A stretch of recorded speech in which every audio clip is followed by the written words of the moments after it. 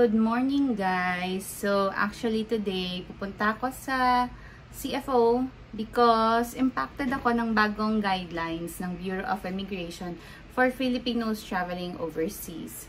So dahil ang asawa ko ay foreigner, he's from the Netherlands, kailangan ko magpresenta ng clearance from CFO pag alis ko ng Pilipinas. CFO means Commission on Filipinos Overseas. Actually, nung una, hindi nga ako sure if I needed to present that clearance kasi dun sa mga bagong nanonood sa akin before, OFW na ako sa Qatar. And when I migrated to Netherlands, I exited from Qatar papuntang Netherlands. So, in-inquire ko, sabi ko, do I still need to get a clearance? Kasi normally, I have to attend a seminar din pala to get a certificate on a guidance and counseling program para daw sa anti-human trafficking. Ewan ko. So, tinanong ko yun and sabi nila, since hindi ako nag-exit from the Philippines nung first time kong pumunta ng Netherlands, kailangan ko daw kumuha ng clearance kasi hindi rin daw sila sure if hahanapin sa akin nung immigration officer pagbalik ko ng Netherlands pag-exit ko ng Pilipinas. So, medyo hindi klaro.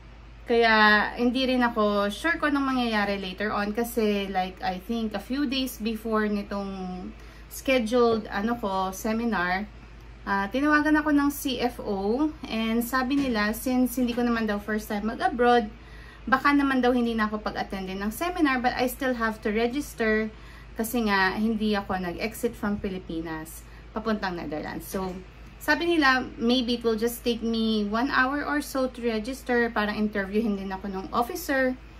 And then from there, magde-decide sila if I still have to go through the seminar or not. I'm hoping the latter. Sana hindi na ako ipag-seminar. So, I'll update yung pagdating ko sa CFO kasi hindi ko talaga alam kung anong mangyayari. And while I'm there, I'm gonna try my best to really vlog the experience para dun sa mga Pilipinong katulad ko na baka hindi rin nag-exit from Pilipinas, makwento ko lang at ma-share ko ang experience ko. Good news guys, binigyan na ako ng CFO ng certificate ko. So I'm clear to depart from Philippines going to Netherlands after my vacation. So yung naging experience ko actually super mabilis lang. Well for me 1.5 hours.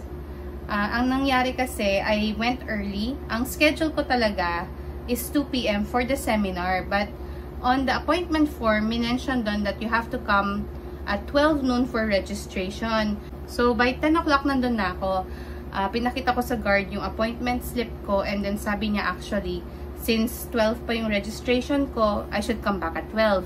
Pero syempre, hindi ko ginawa. Sabi ko na lang, pwede bang mag-waiting? Pwede bang makigamit ng CR? Like I had used every excuse para lang hindi na ako umalis from the building. So, pumunta man ako ng CR, then paglabas ko ulit, yung mismong information desk, when you enter the building, may tao doon, and then she asked me, ma'am, yung appointment nyo, 12 pa, diba? Can I just see your documents? Ganyan siya. So, pinakita ko yung passport ko, hiningi niya yung passport ko and yung appointment slip ko. Pinag-iwan nila ako ng ID doon and inisyuhan ako ng badge.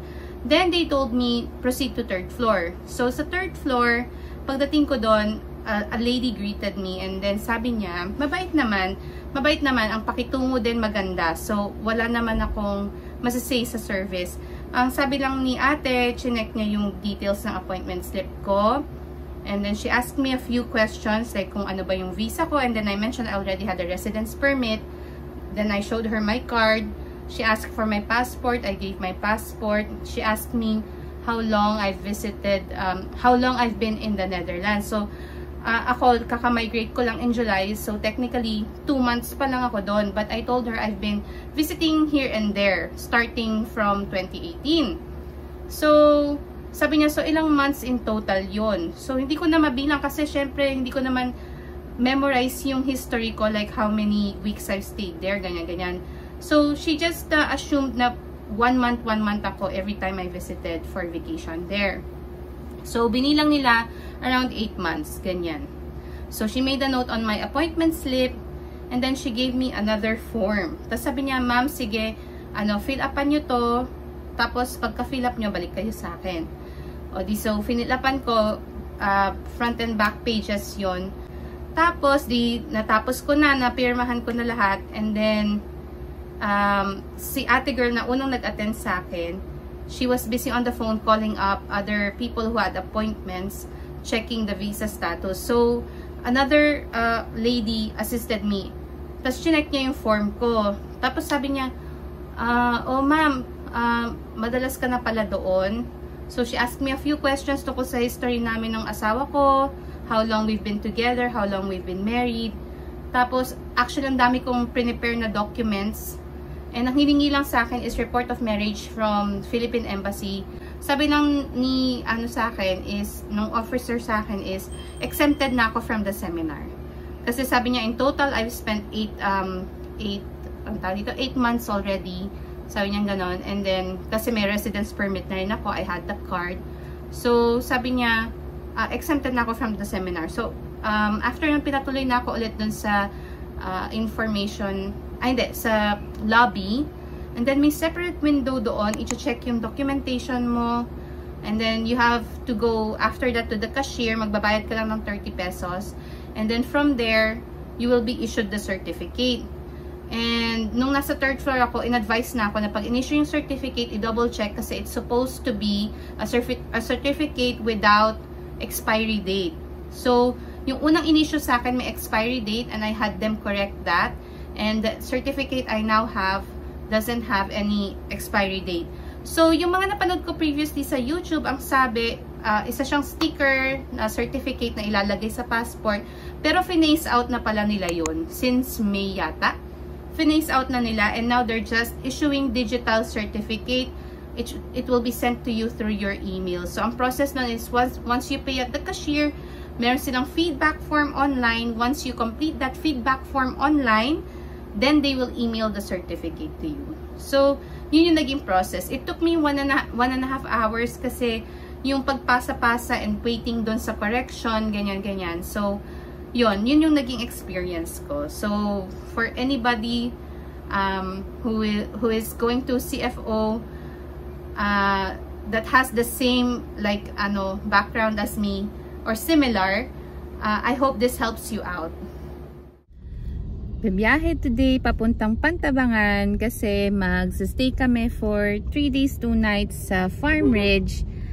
And yung concept nun, talagang farm. If you want to spend time away from the city, gusto mo lang mag-relax, walang technology, walang ingay, dun ka. At ang ganda daw ng view. First time ko pupunta, pero yung family ko, nakailang beses na silang punta dun.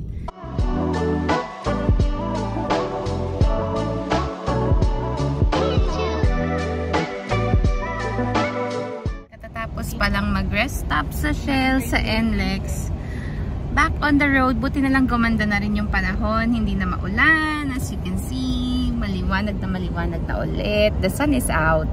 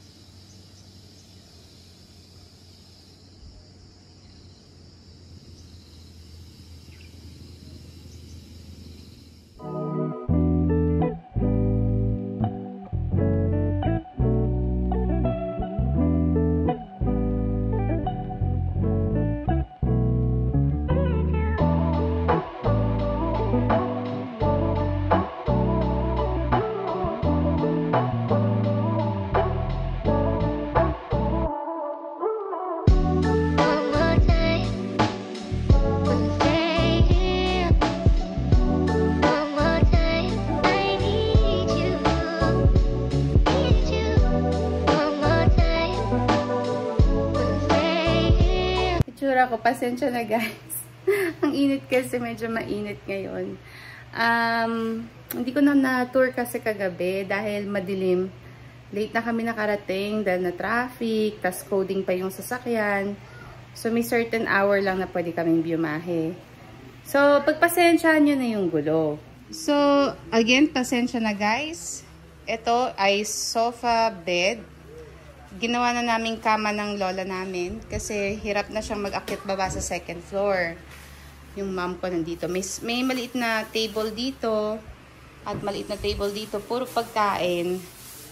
Tapos, pagpasok mo pa dito, meron pang separate na wash basin.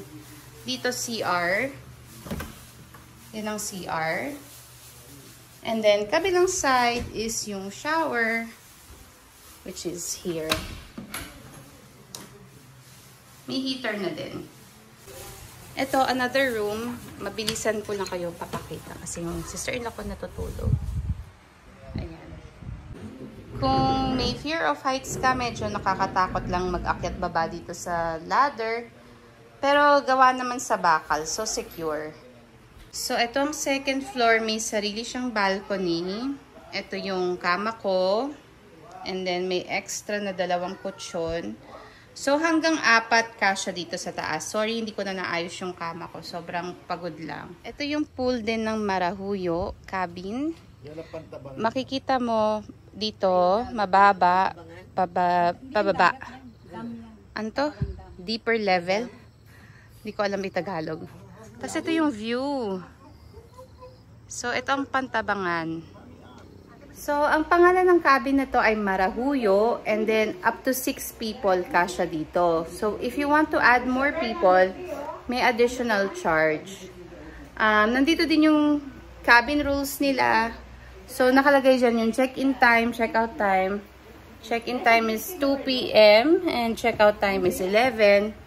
Smoking is not allowed inside the cabin, obviously. Pero, kagabi, sobrang lamig din.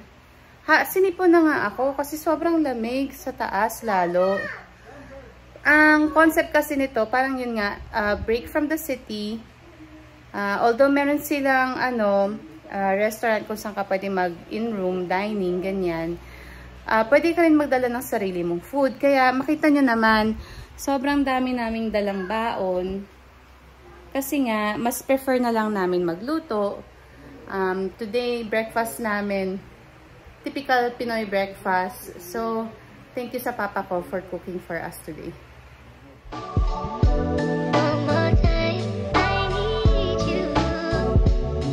Mag-check out na kami at mamimiss ko talagang magandang view at yung lamig sa gabi.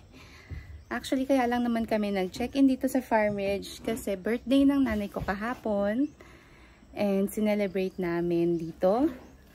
Actually, yung management, napaka-generous nga kasi binigyan pa ng pa-cake at pakanta yung nanay ko kahapon.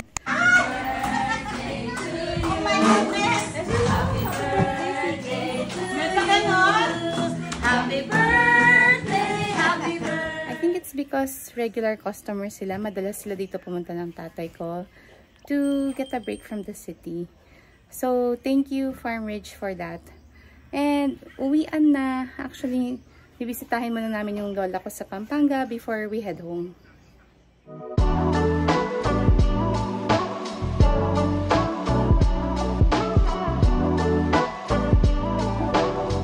Nandito na sa Pampanga. Ito yung family ng father ko, lola ko, si Inang Delia, ang malagugong inang, mga tita ko, Tita Nel, tawag namin dyan Tita Malago. Kung taga Pampanga kayo, alam niyo ibig sabihin ng Malago. Vlog! Say hi! Kain na kami, pinagluto na naman kami ng tita naming masarap na food. Manganta na.